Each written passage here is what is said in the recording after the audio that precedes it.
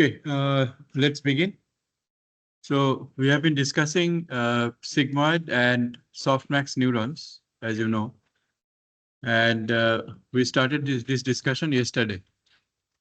Now, sigmoid neuron, we have seen, takes the input vector, takes the dot product with the weight vector, and we call that as the net. Okay, the notation used is net.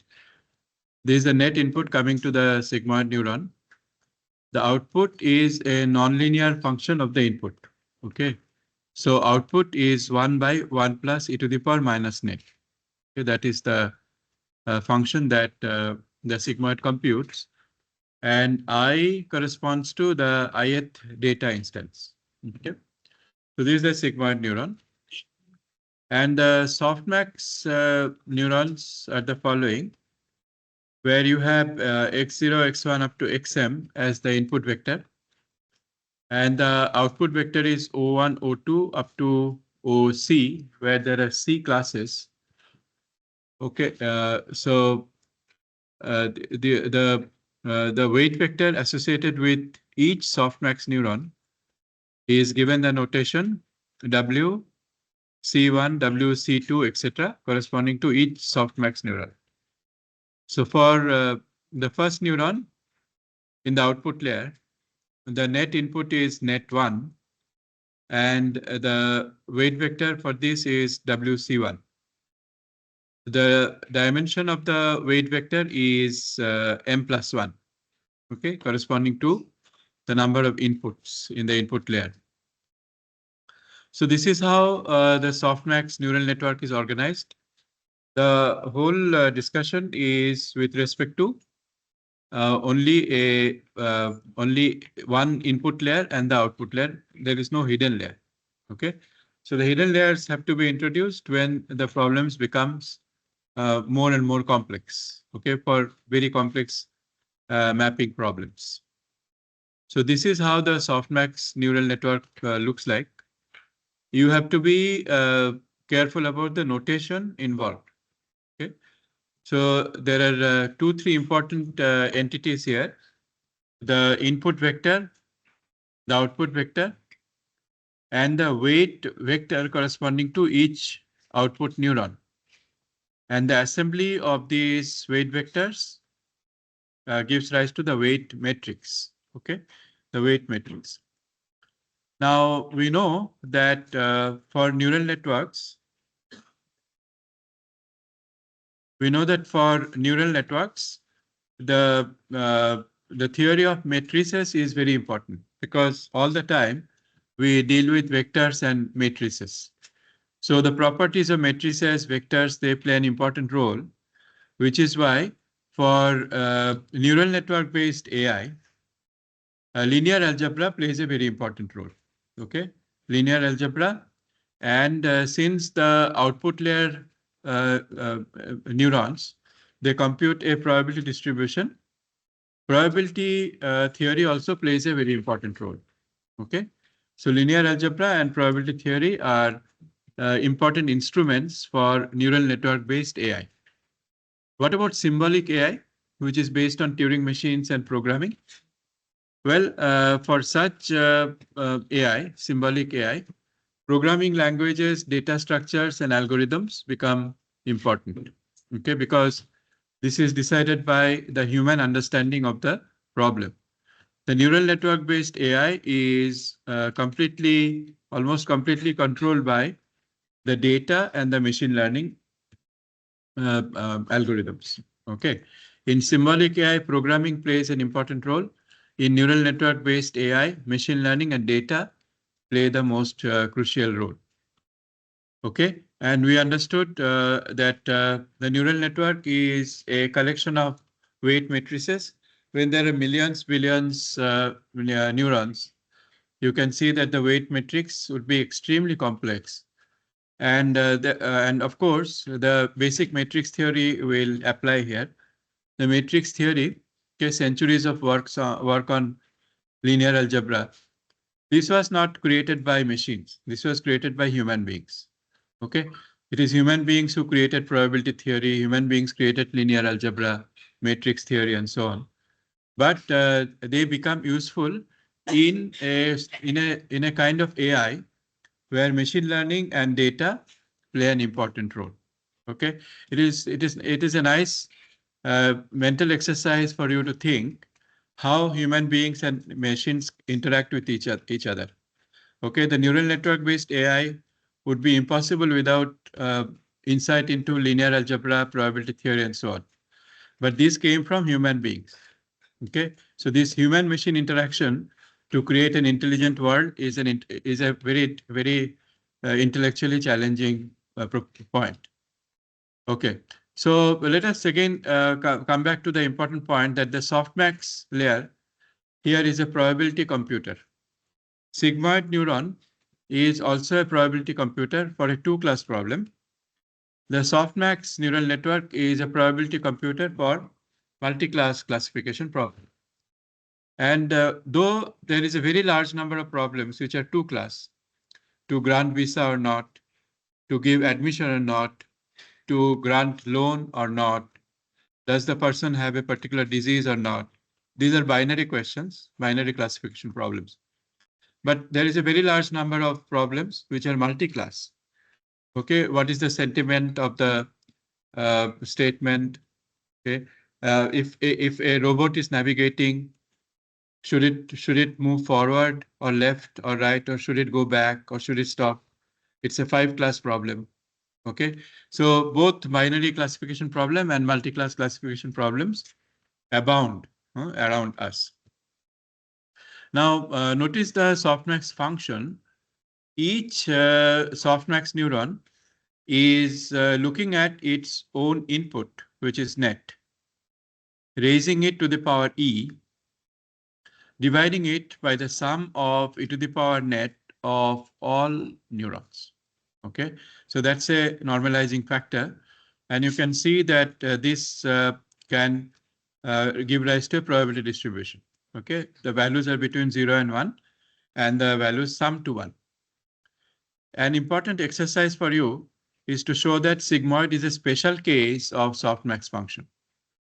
Do that exercise. Okay, all the exercise that I'm mentioning in the class, 2 to the power m square for perceptrons, the closed form solution for R, M, D. Okay, this relation between softmax and sigmoid. Please keep doing them. Okay, all the exercises mentioned in the class, please keep doing them for your own understanding and also for good performance in exams. So, this is the softmax neuron, no hidden layer yet. Now, notation we have to be careful about. I goes from 1 to n. I is the index over the data instances. How many data instances are there? N data instances. So n IO pairs, I runs over the training data. This is a supervised learning situation because for each input, the output is specified. J goes from 0 to m components in the input vector. J runs over the input dimension. Also, it is a dimension of the weight vector for each neuron.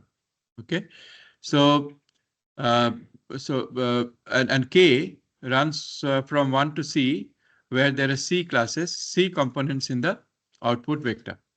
Okay, so let the notation be very clear. I for data instances, J for input vector, and K for output vector.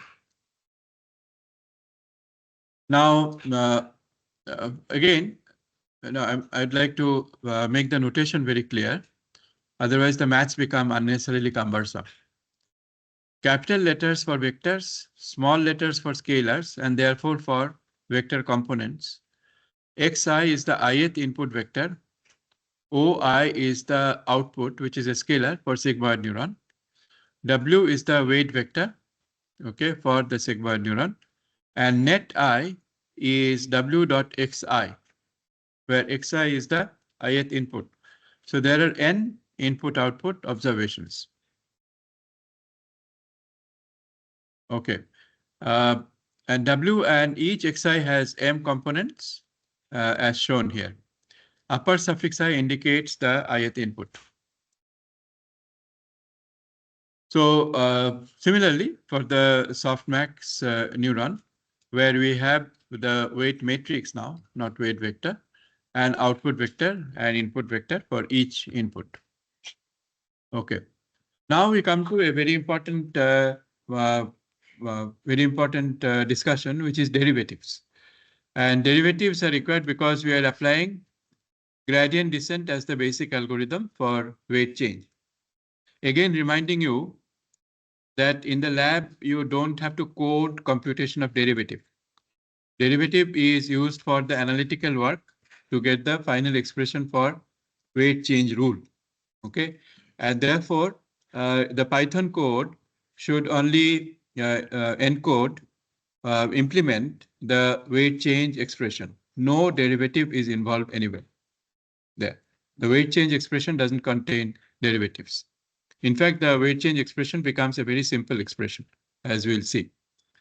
Now, derivative of the sigmoid output is 1 by 1 plus e to the power minus net. There are many ways of computing the derivative, but taking the log makes life simple.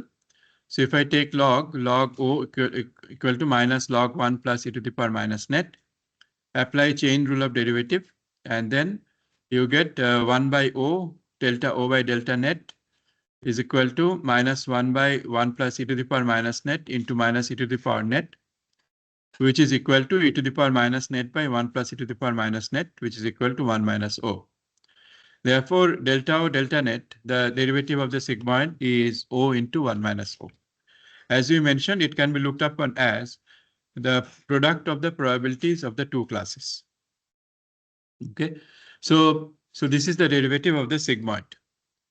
Derivative of the softmax has an interesting twist. So for every softmax neuron, the output is a function not only of its own input, but the input of all neurons. Okay, so input of all neurons appear in the denominator, and the self input appears in the numerator. So there would be two kinds of derivative. One is the derivative of the output with respect to own input, and derivative of the output with respect to the input of other neurons. Okay, so there are two cases. So let's see. Derivative of softmax. The first case is class C for O and class C for O and O and net are the same. Okay, so derivative with respect to self input. So again, we take log on both sides. Ln OIC is equal to net IC minus ln sigma k equal to 1 to capital C e to the power net I k. Okay, so the denominator is appearing with log with a minus sign, and the numerator is net giving rise to log and e together giving rise to net IC. Let's drop I for the moment. Okay, it is understood that this is for ith input. So and also C is the particular neuron. Small c is a particular neuron. So log O is equal to net minus log sigma e to the power net k goes from 1 to C. So when I take the derivative with respect to net, I first of all get 1 by O, chain rule of derivative. Delta O delta net is equal to 1. Okay, because net is taken derivative of with respect to itself. So 1 minus. Now there is a log term here, chain rule of derivative, 1 by the whole sigma term. And out of all these sigmas, only one will remain. Okay, all other nets, all other expressions are functions of other net values. Okay, so they will become 0. So you have 1 by k equal to 1 to C e to the power net net k e to the power net for the C. So this is nothing but the output O. So this is equal to 1 minus O. So the derivative of a softmax neuron with respect to its self input is exactly like sigmoid. It is output into 1 minus output. Okay, but this cannot be interpreted as probability of a class. This is okay. And probability of another class. No, because it is not a binary classification problem. Okay, it is a multi-class classification problem. So it is interesting that for softmax function, the derivative with respect to self input is output into 1 minus output. Let's see the derivative for case 2, where the derivative is with respect to the input of another neuron. Okay, so here now again we will have log O is equal to net minus log of the whole denominator. Again 1 by O into delta O delta net. This time it will become 0. Okay, because the derivative is with respect to net C dashed, the input of another neuron. And this net here is self input. Okay, so this will become 0 minus 1 by this denominator into e to the power net C dashed, which is minus OC dashed. So this is the output of the other neuron. Okay, then the derivative of the softmax neuron with respect to the input of another neuron is an interesting expression. It is minus own output into the output of the neuron whose net input is used for taking derivative. Clear? So the derivative with respect to self input is output into 1 minus output. Derivative with respect to another input is self output into output of the other neuron and negative of that. Okay, so good, interesting expressions, elegant expressions, which you will have to use always in your assignment, in your lab assignments. Okay, remember this. Any question? Yeah.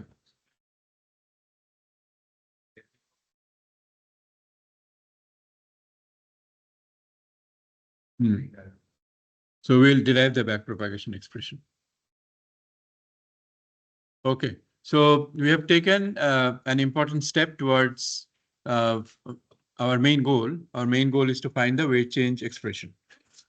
Okay, so we are done with organizing the derivatives, which are the building blocks. Now we come to finding the weight change rule.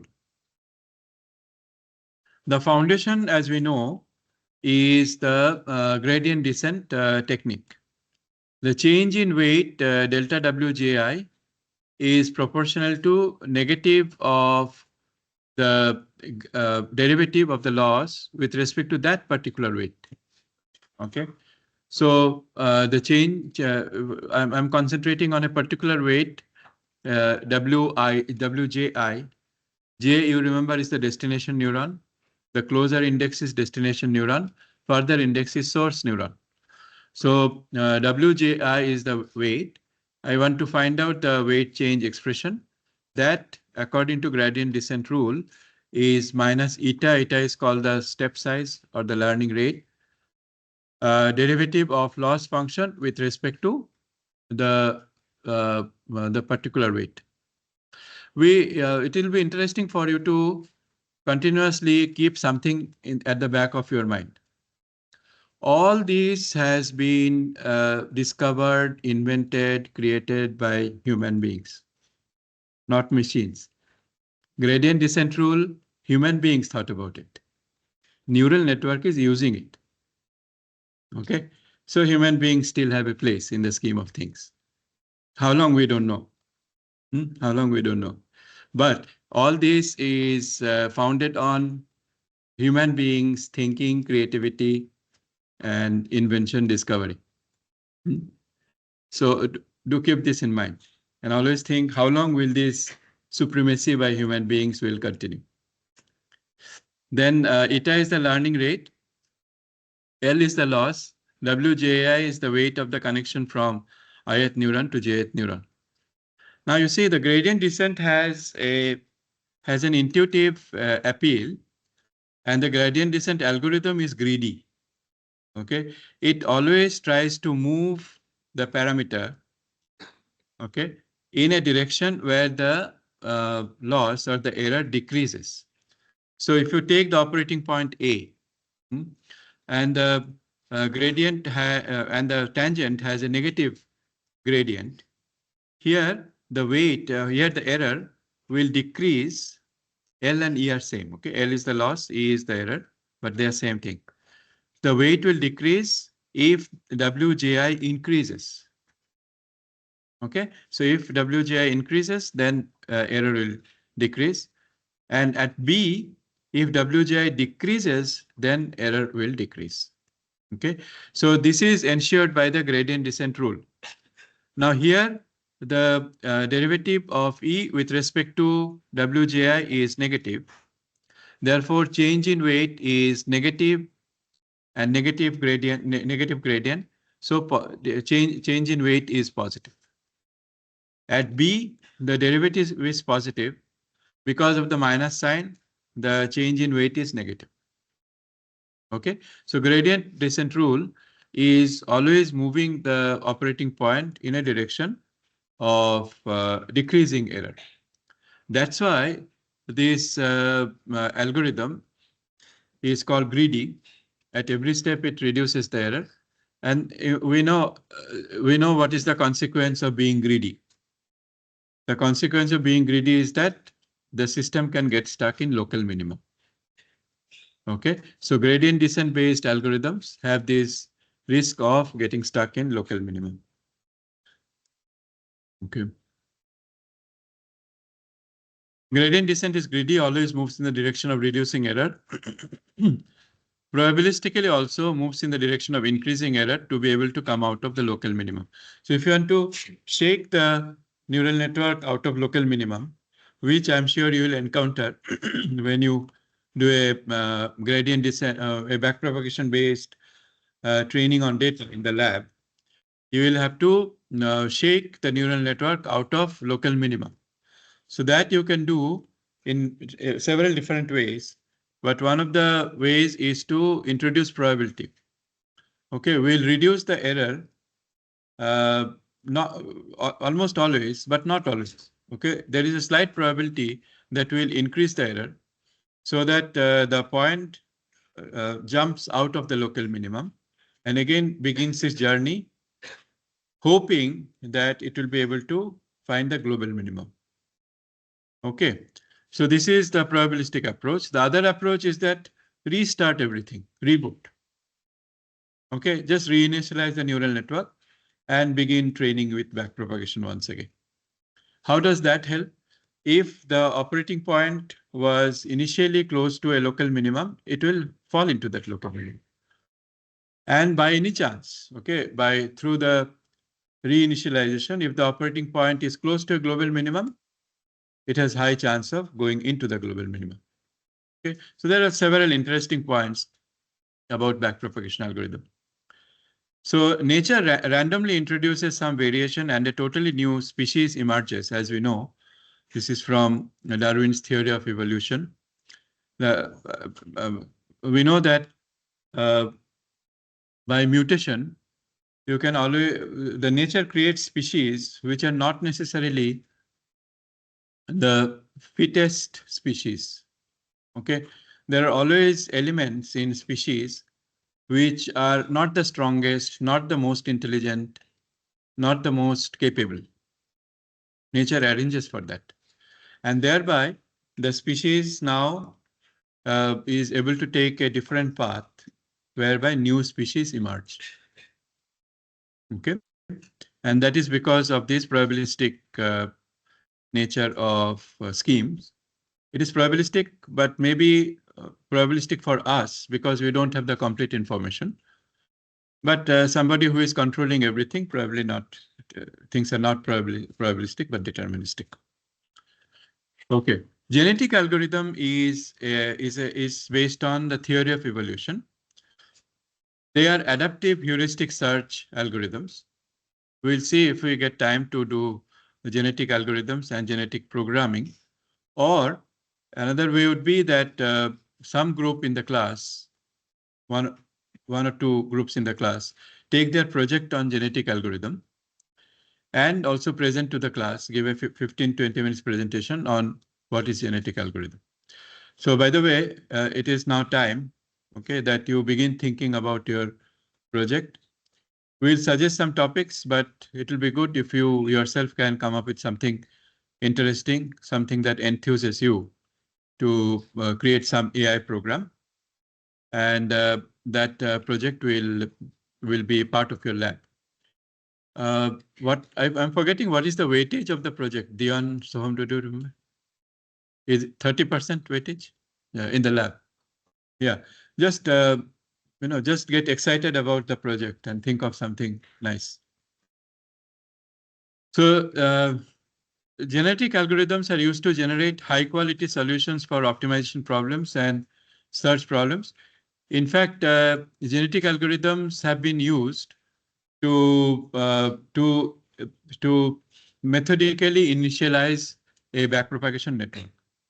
Okay, so just pay attention to this. Genetic algorithms have been used to intelligently initialize the backpropagation network.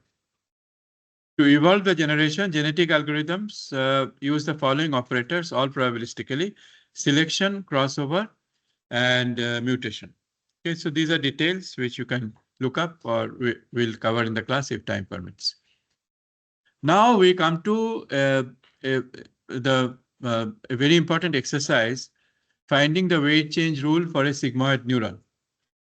And you have to use this expression in the assignment in the class. So suppose I want to find out the weight change rule for a weight in the sigmoid neuron. And what is being shown is for cross-entropy loss. So first of all, we'll have to compute the derivative of the loss with respect to the weight I am interested in. I am interested in W1. I want to find out delta W1. So delta L, delta W1, I am interested in. First of all, I fix the loss function. Total sum square loss you are used to. But in this case, we are using the cross entropy loss. So the cross entropy loss is minus T log O minus 1 minus T log 1 minus O. What is this? Summation of minus of summation of target distribution log of observed distribution. There are two classes. For one class, the probability is T, target probability is T. For the other class, the target probability must be 1 minus T.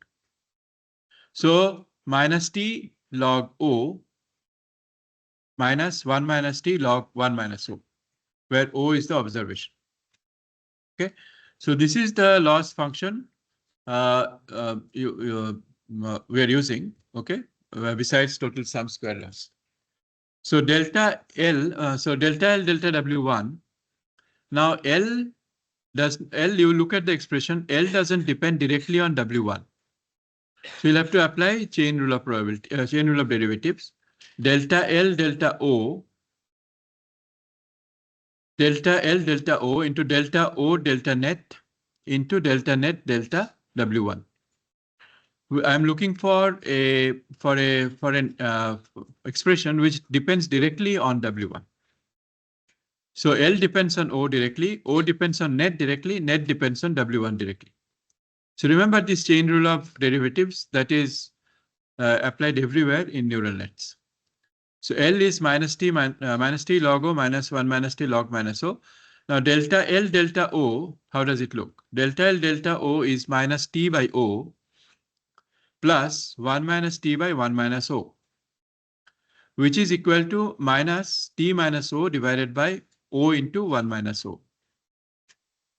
Okay, if you do the algebra here, this is minus T minus O by O into 1 minus O. O is 1 by 1 plus e to the power minus net. So delta O delta net, we know, is the derivative of sigmoid, which is O into 1 minus O. And net is nothing but the summation of weight and input value. So delta net, delta W1 must be X1, the input on the line W1. Now, if you multiply all these, we get a very nice expression. This 1 minus O into 1 minus O cancels. Okay. And then we have eta into delta L delta W1, which is eta into T minus O into X1. So this is the attraction of softmax and cross entropy combination. In softmax cross entropy combination, the derivative, the station derivative, the derivative of the neuron does not figure at all. Okay, in total sum square loss, it will figure. But you see the derivative of the sigma does not appear in the weight change rule. So in the Python code, you just have to implement learning rate into T minus O into X1. Okay, very simple expression and intuitive also. If the observed output is very close to the target output, the weight change should be small. Okay, this is intuitive. If the observed value is more than the target value, it cannot be because sigmoid neuron, so the output cannot be more than 1, and the t value is either 1 or 0. No, but O can be more than 0. When t is 0, O can be more than t. Then the weight change is negative. Okay, assuming the input is also binary, 1, 0.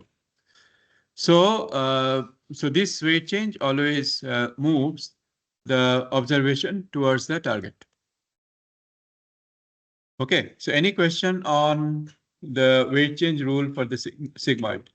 Take any weight. The change in that weight value is target minus observed. That doesn't depend on that particular weight.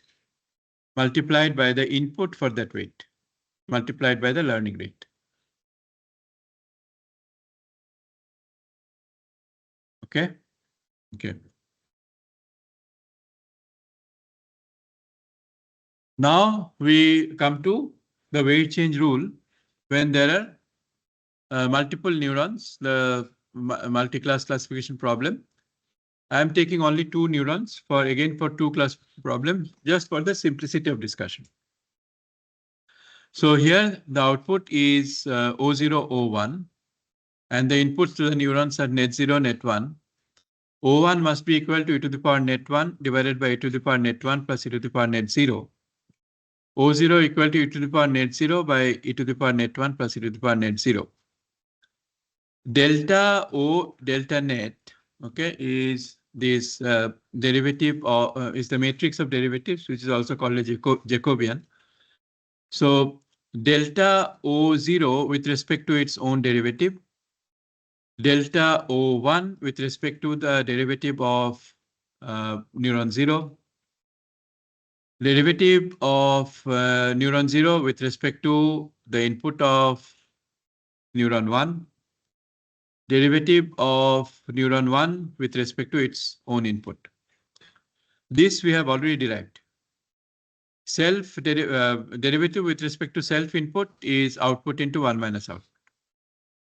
Derivative with respect to another neuron's input is minus of own output into output of the other neuron.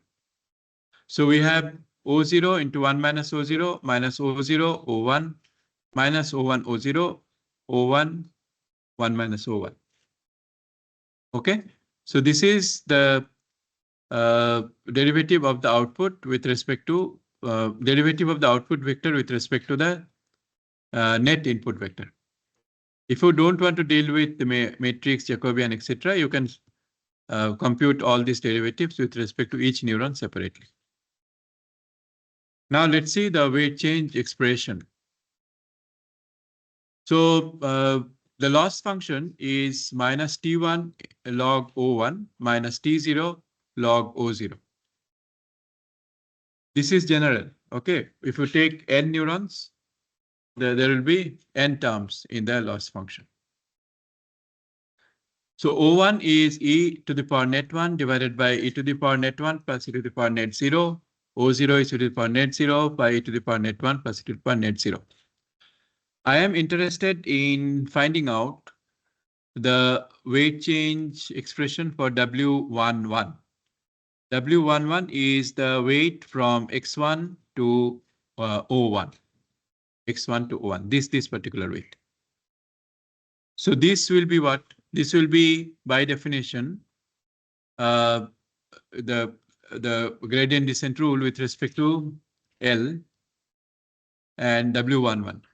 Now delta L W11 is T1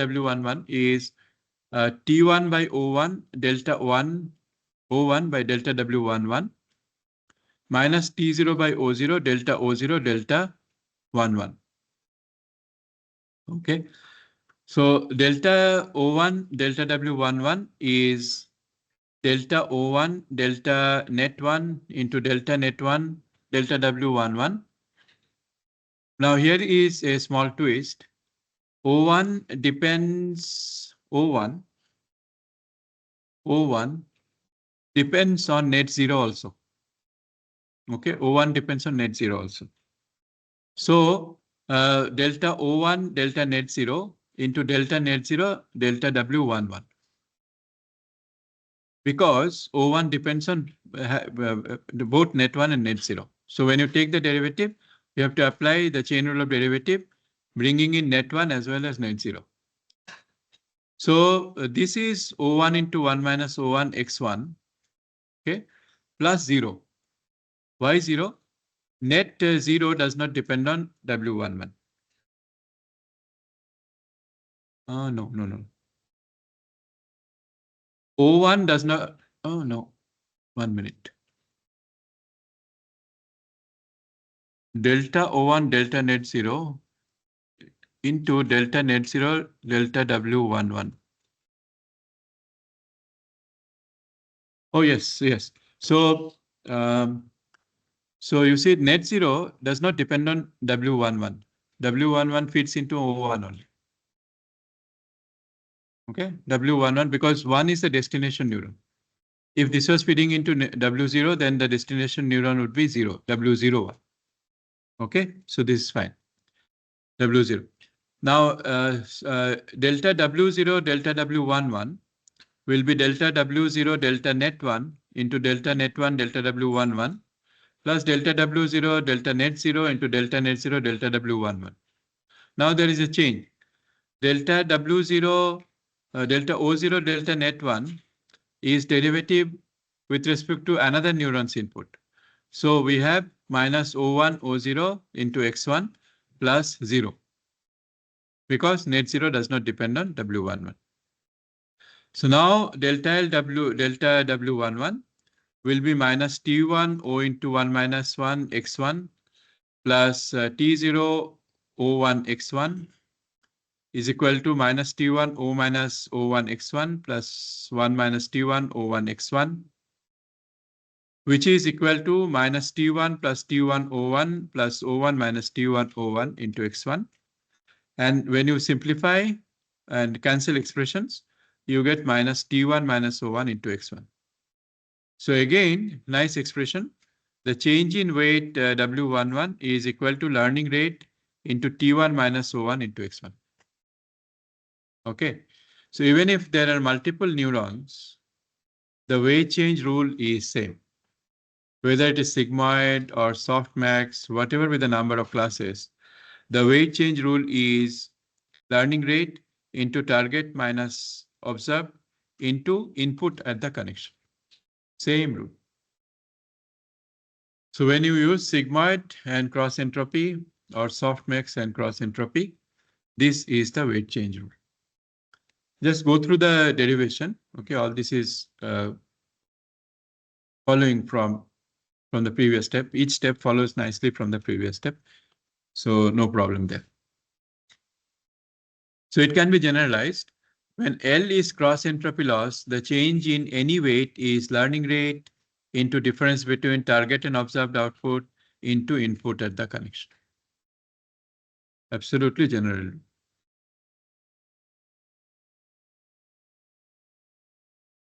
Okay, any question? Okay, so let's proceed. Now, weight change rule with total sum square laws is older.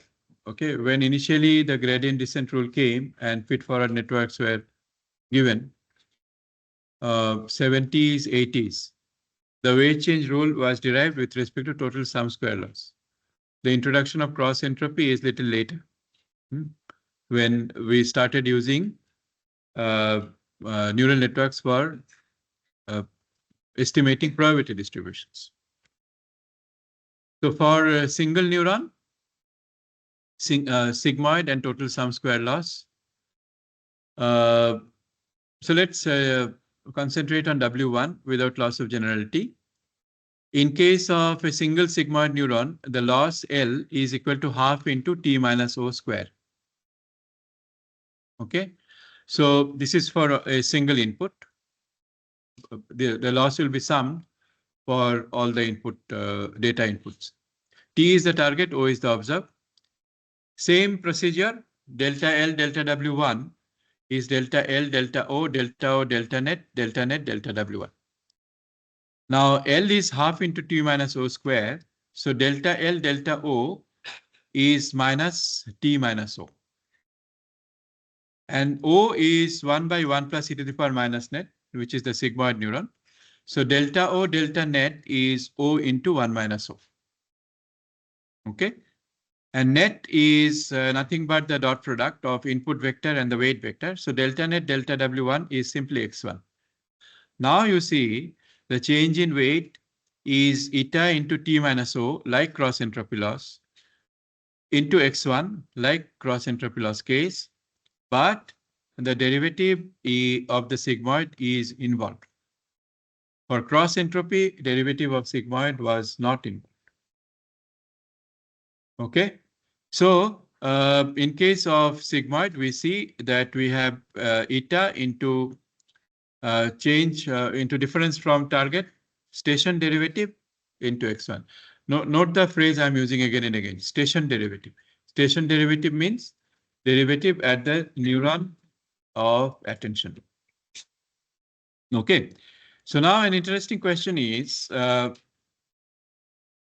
suppose same network is used.